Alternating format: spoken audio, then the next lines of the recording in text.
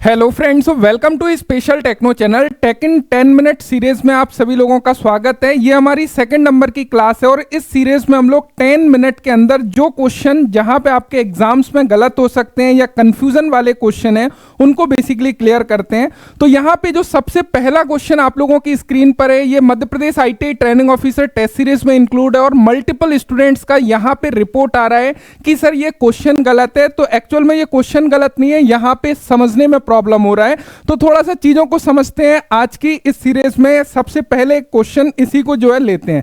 यहां पर देखिए इस क्वेश्चन में क्या बोला गया, a vernier calliper has 1 millimetre mark on the main scale, it has 20 equal division on the vernier scale which match with 16 main scale division for this vernier calliper the least count. यहां पर बोल रहा है कि एक vernier caliper है जिसका मुख्य पैमाना यानी कि मैन स्केल डिवीजन का मान 1 मिलीमीटर है और वर्नियर स्केल पर 20 बराबर डिवीजन है जो 16 मैन स्केल डिवीजन से मेल खाते हैं और इस वर्नियर स्केल का लिस्ट काउंट आपसे पूछा है। देखिए जनरली आपसे जो लिस्ट काउंट पूछता है या तो 49, 50 पूछता है या फिर वो 19, 20 पूछता है, लेकिन यहां पर जैसे ही स्टूडेंट्स ने देखा कि 20 vernier scale division 16 main scale division से मैच कर रहे हैं, मतलब क्वेश्चन गलत है। ऐसा बिल्कुल भी नहीं है। अब देखो इसको हम लोग step by step basically solve करते हैं तो क्या करेक्ट आंसर निकल के आएगा और ये क्यों गलत नहीं है। सबसे पहले हमको ये चीज क्लियर है कि लिस्ट काउंट निकालने के लिए 1 man scale division minus 1 vernier scale division, ये हमारा फॉर्मूला होता है। यहां पर हमको एक मैन स्केल डिवीजन की वैल्यू पता है जो कि ऑलरेडी उन्होंने बोला है कि एक main scale division equal to 1 millimetre. हमको चाहिए एक वर्नियर स्केल डिवीजन, इसके लिए हम स्टेटमेंट की तरफ चलते हैं और यहां पर बोला गया है कि वर्नियर स्केल पर 20 बराबर डिवीजन है जो 16 मुख्य डिवीजन के बराबर हैं। यानी कि हम बोल सकते हैं कि 20 वर्नियर स्केल डिवीजन बराबर 16 मैन स्केल डिवीजन। और यदि हम 20 वर्नियर स्केल डिवीजन को यूनिट में देखें, चूंकि 16 मैन स्केल डिवीजन बराबर क्या होगा, 16 mm होगा, क्योंकि एक मैन स्केल डिवीजन बराबर 1 मिलीमीटर। तो एक वर्नियर स्केल डिवीजन बराबर हम लोग देखने लगे तो 16/20, यानी कि यदि हम लोग कैंसिल यहां पर करें तो यहां पे 4/5 हमारा निकल के आ रहा है। अब हमारे पास में दोनों वैल्यू है तो लिस्ट काउंट हम निकाल सकते हैं। लिस्ट काउंट बराबर 1 - 4/5, यानी कि यहां पर आप देख सकते हो 1/5, यानी कि कितना आंसर निकल के आ रहा है, 0.2 मिलीमीटर। तो इसका करेक्ट आंसर क्या होगा, 0.2 मिलीमीटर। तो कभी भी आपको स्टेप्स को फॉलो करना है। क्वेश्चन डेफिनेटली आपको उस तरह से घुमाए जाते हैं जिससे कि आपको लगेगा कि ये क्वेश्चन तो कभी देखा ही नहीं है। और स्पेशली यदि आप स्पेशल टेक्नो की टेस्ट सीरीज को अटेम्प्ट कर रहे हो उस केस में आपको ये चीजें देखने को मिलेंगी। मुझे उम्मीद है चीजें क्लियर हो गई होंगी। देखो अगला जो क्वेश्चन है, ये क्वेश्चन इसरो में पूछा गया है और मल्टीपल स्टूडेंट्स यहां पे इस तरह के क्वेश्चन में कंफ्यूज हो जाते हैं। यहां पर इन्होंने बोला है कि 40 मीटर प्रति मिनट की काटने की गति के साथ उपकरण का जीवन काल 16 इकाई है। ये टूल लाइफ से रिलेटेड है, जो टूल की लाइफ है। ये बोल रहे हैं कि यदि हम एक टूल को 40 मीटर प्रति मिनट की कटिंग स्पीड से चलाते हैं तो उसकी जो टूल लाइफ है वो 16 यूनिट है, या बोल सकते हैं यूनिट में ये 16 मिनट हो सकता है, 16 आवर्स हो सकता है। तो यहां पर ये 16 इकाई है। यदि हम इस कटिंग स्पीड को रिड्यूस करके 10 मीटर प्रति मिनट पर लेके आए तो उपकरण का जीवन काल कितना होगा, यानी कि उस कंडीशन में वो टूल कितने समय तक बेसिकली चलेगा। और यहां पर जो जीवन घातांक है वो 0.5 दिया हुआ है। अब देखो यहां पे थोड़ा सा समझ लीजिएगा, इन्होंने क्या क्या दिया है। सबसे पहले कटिंग स्पीड दी है जिसको हम V1 बोल सकते हैं, चूंकि 2 कटिंग स्पीड है, हम पैरामीटर चेंज करके देख रहे हैं कि टूल लाइफ में क्या चेंजेस आ रहे हैं।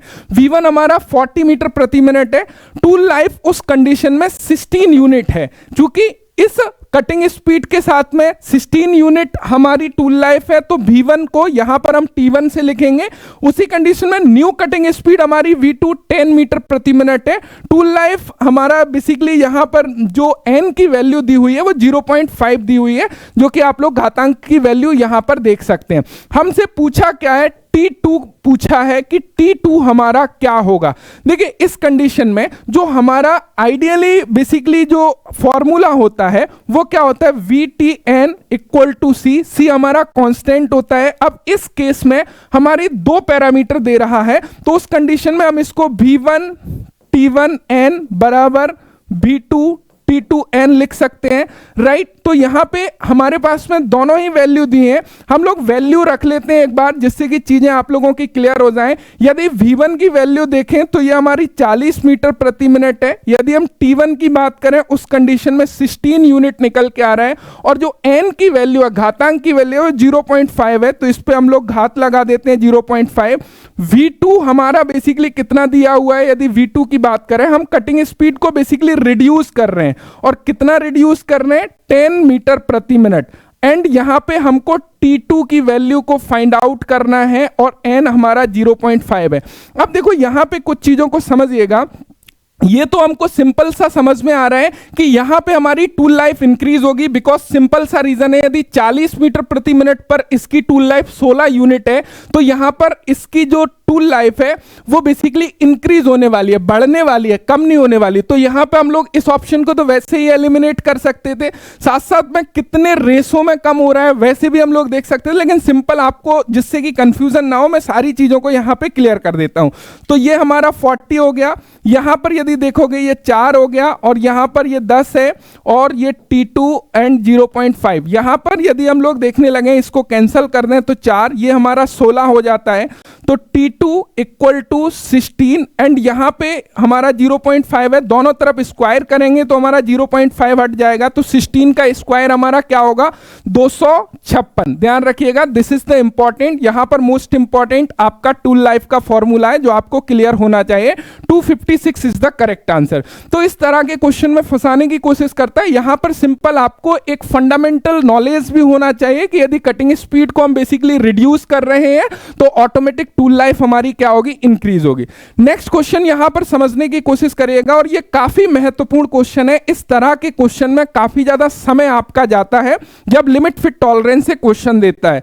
तो यहां पे इसको सॉल्व कैसे करना है, मुझे पता है कि मैक्सिमम स्टूडेंट्स इसको सॉल्व तो कर लेते हैं, लेकिन वो काफी ज्यादा टाइम कंज्यूमिंग होता है। तो इसमें आपको आज के बाद में यहां पे समय नहीं लगने वाला है। इसमें देखो क्या बोल रहा है इस क्वेश्चन में, लिमिट फिट टॉलरेंस से इस तरह के क्वेश्चन डेफिनेटली आपके एग्जाम में पूछे जाते हैं, जहां पर आपसे maximum clearance, maximum interference, minimum clearance, minimum interference पूछा जाता है।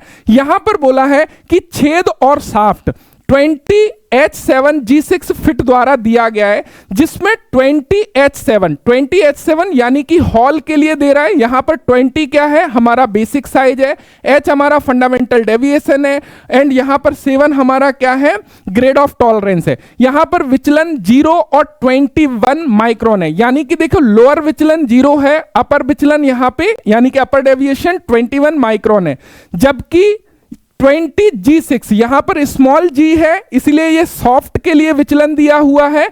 तो यहां पे कुल मिला के आपको हॉल का और सॉफ्ट का विचलन दिया हुआ है। तो इससे दो तरीके हैं, आपसे पूछा क्या गया है, छेद और सॉफ्ट के बीच अधिकतम निकासी क्या है, यानी कि find the maximum clearance between hall and shaft. ध्यान दीजिएगा, हॉल और शाफ्ट के बीच में क्या पूछ रहा है, मैक्सिमम क्लियरेंस पूछ रहा है।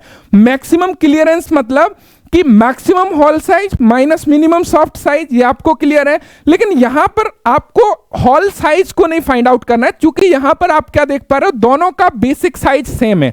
यदि मैं इसको डिटेल से करने जाऊंगा तो मुझे क्या निकालना पड़ेगा, डिटेल्स से करने के लिए मुझे निकालना पड़ेगा कि मैक्सिमम हॉल साइज निकालना पड़ेगा कि मैक्सिमम हॉल साइज क्या है, और साथ साथ में मुझे मिनिमम शाफ्ट साइज निकालना पड़ेगा, राइट। जब जाके मैं फॉर्मूला लगाऊंगा मैक्सिमम क्लियरेंस का, और वो लगाऊंगा maximum hall minus minimum shaft, और मेरा जो है आंसर निकल के आएगा। लेकिन इस कंडीशन में मुझे कैलकुलेशन काफी करना पड़ेगा, तो यहां पर आपको ऐसा नहीं करना है। आपको क्या करना है, इसका फॉर्मूले में चेंज करना है। आपको पूछा है मैक्सिमम क्लियरेंस। मैक्सिमम क्लियरेंस क्या होता है, आपका maximum hall minus minimum soft. तो उस कंडीशन में आपको मैक्सिमम क्लियरेंस निकालने के लिए डेविएशन में खेलना है। कैसे कि यहां पर देखो H क्या है, कैपिटल, मतलब ये किसको इंडिकेट कर रहा है, ये इंडिकेशन कर रहा है आपका किसको, हॉल को, चूंकि कैपिटल H है। यहां पर दोनों का बेसिक तो सेम है, हमको अपर डेविएशन को लेना है। क्यों? क्योंकि मैक्सिमम हॉल साइज, तो हम बोलेंगे प्लस 21 माइक्रोन, और यहां पे आपको माइनस करना है मिनिमम हॉल साइज से। तो यहां पे मिनिमम सॉफ्ट साइज से, मिनिमम सॉफ्ट साइज क्या होगा, यहां पर देखो -21 माइक्रोन। तो यहां पर -21 माइक्रोन हम लोग यहां पे लिख लेते हैं। तो यहां पर क्या होगा, आप देखोगे कि ये प्लस के 21 माइक्रोन है, माइनस माइनस प्लस हो गया, ये 21 हो गया, तो यहां पर क्या होगा 41 माइक्रोन। तो यहां पर आप देख सकते हो 41 माइक्रोन। नहीं तो आप क्या करोगे इस कंडीशन में, आपको पहले साइजेस निकालना पड़ेंगे, देन उसके बाद में आप जो है फाइनल आंसर तक पहुंचोगे। तो मेरे इस क्वेश्चन को ऐड करने का कंक्लूजन ये है कि आपको इन क्वेश्चन को डेविएशन से सॉल्व करना है। चाहे यहां पर टॉलरेंसेस पूछा जाए, या फिर मैक्सिमम क्लियरेंस पूछा जाए, या मिनिमम क्लियरेंस पूछा जाए, आपको केवल डेविएशन में खेलना है। फॉर एग्जाम्पल मैं एक और चीज आपको क्लियर कर देता हूं, जैसे कि कई बार आपसे बोलता है कि एक हॉल है जिसमें टॉलरेंस प्लस माइनस 0.5 है, आपको इसका टॉलरेंस बताना है। क्या बताना है? टॉलरेंस। टॉलरेंस क्या होता है? Maximum hall size, minimum hall size, या मैक्सिमम साइज और मिनिमम साइज के बीच का डिफरेंस। तो आप क्या करते हो, यहां पर मैक्सिमम साइज लोगे, सर मैक्सिमम साइज होगा हमारा 20.50, माइनस करेंगे 19.50, है ना। तो जब जाके हमारा सर 1 mm जो है टॉलरेंस निकला। तो यहां पर क्या है, आपको यहां तो सिंपल नजर आ रहा है तो इजीली कर लिया, आपको ऐसे नहीं करना है, हमेशा डेविएशन में करना है। जैसे कि हमारा बेसिकली फॉर्मूला क्या है, आप बोलोगे टॉलरेंस का जो फॉर्मूला है वो सिंपल आपको क्लियर है कि मैक्सिमम साइज और मिनिमम साइज के बीच अंतर है, तो अपर डेविएशन लोअर डेविएशन के बीच अंतर करो। जैसे कि अपर डेविएशन क्या है सर, प्लस 0.5 अपर डेविएशन है, माइनस लोअर डेविएशन क्या है, माइनस 0.5। तो यहां पर क्या हो गया, प्लस 0.5 तो एज इट इज है, माइनस माइनस प्लस हो गया 0.5, यहां पर हमारा 1 mm। तो आंसर हमारा वही आएगा। कैलकुलेशन को छोटा करना है जिससे कि एग्जाम में हम समय को बचा सकें। मुझे उम्मीद है कि चीजें आपकी क्लियर हो गई होंगी। तो इस तरह के क्वेश्चन में इस तरह से आपको हल करना है। देखो इन सभी क्वेश्चन को बहुत डिटेल्स में ऑलरेडी हम पढ़ चुके हैं कि मैक्सिमम क्लियरेंस क्या है, मिनिमम क्लियरेंस क्या है, मैक्सिमम इंटरफियरेंस क्या है, मिनिमम इंटरफियरेंस क्या है, उनके पीछे का फंडामेंटल क्या है। ये जो सीरीज है यहाँ पे जो स्टूडेंट्स फंसते हैं एक्चुअल में मैं उनको टच कर रहा हूं, जिससे कि वो चीजें आपकी क्लियर होती चलें। Thank you so much, thanks for watching and bye bye.